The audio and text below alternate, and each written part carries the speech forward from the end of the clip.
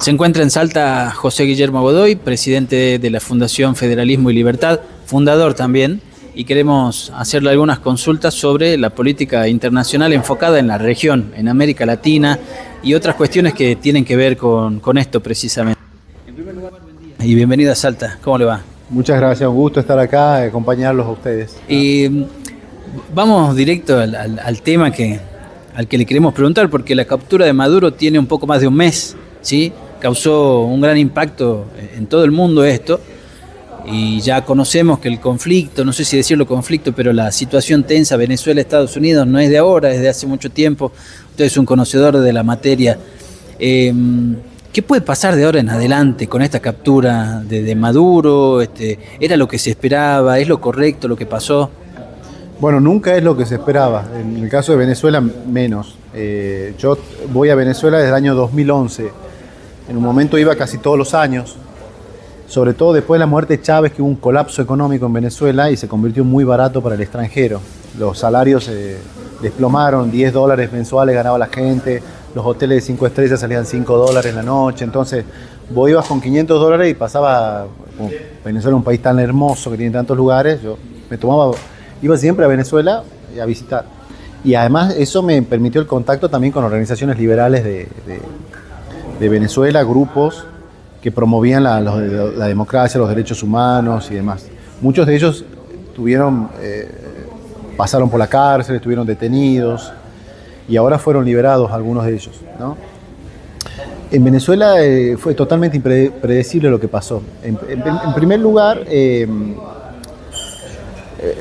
chavismo lleva el poder de 27 años, está desde el año 98.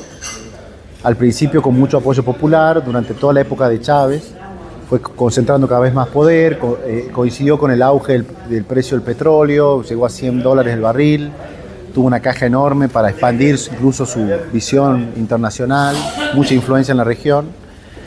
Y a finales del 2012, cuando él muere, pasaron dos cosas.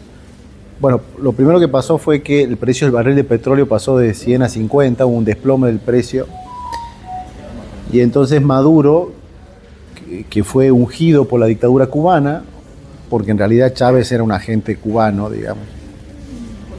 Cuba siempre tuvo intereses históricos en Venezuela desde la década del 50, siempre quisieron entrar a Venezuela, nunca pudieron, armaron guerrillas en la década del 60, nunca pudieron.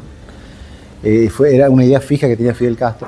Bueno, lo logró finalmente con Chávez 40 años después, y la sucesión de Chávez se coordinó en La Habana directamente. Entonces Maduro era un agente cubano, digamos.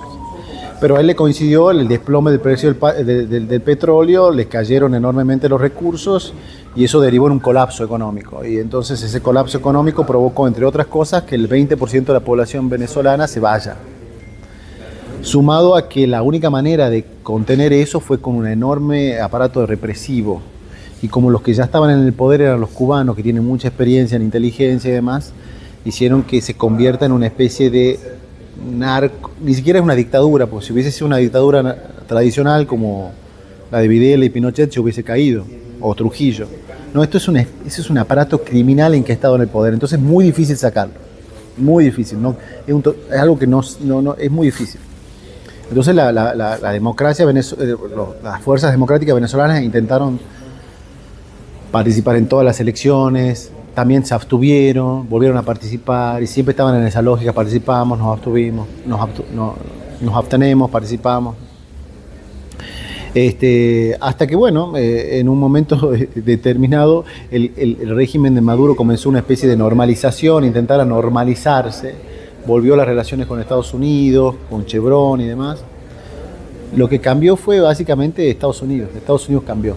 ¿Por qué? Porque primero, al convertirse en un régimen, en un cartel un cartel criminal, narcocriminal, enquistado en el poder, eso derivó a que en Estados Unidos se abran una serie de procesos judiciales, porque eso sí está en una línea de flotación, un eje de Estados Unidos crítico, digamos.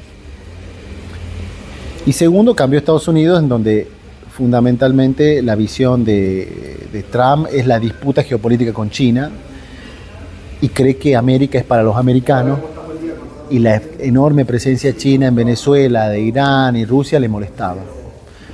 Entonces decidió intervenir, tomando como excusa los procesos judiciales que ya había abierto la justicia norteamericana. Entonces estaba dentro de los parámetros institucionales de Estados Unidos para detener para intervenir de esta forma. Para intervenir de esta forma.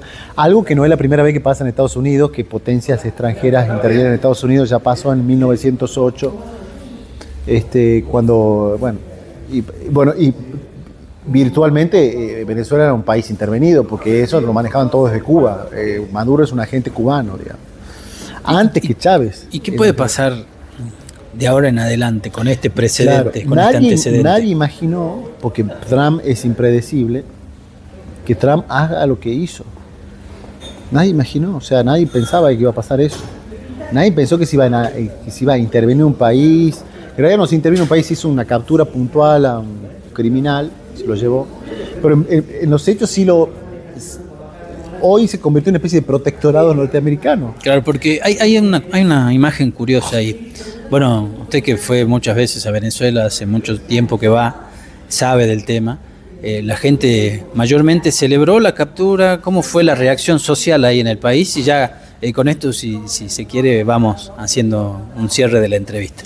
Bueno, ahí lo que hubo básicamente fue primero una cooptación de los hermanos Rodríguez, que eran funcionaron como dobles agentes.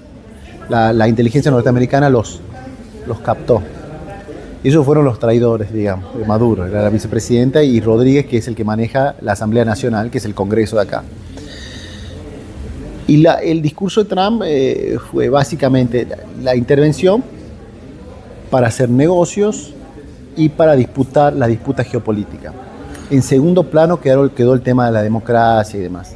Pero entendió en su lógica de que para hacer una transición ordenada necesitaba a alguien dentro del régimen que tenga ascendencia en las Fuerzas Armadas. Entonces por eso prefirió la presencia de Rodríguez y dejar en segundo plano a María Corina o al presidente legítimo, que es González Urrutia, ¿no?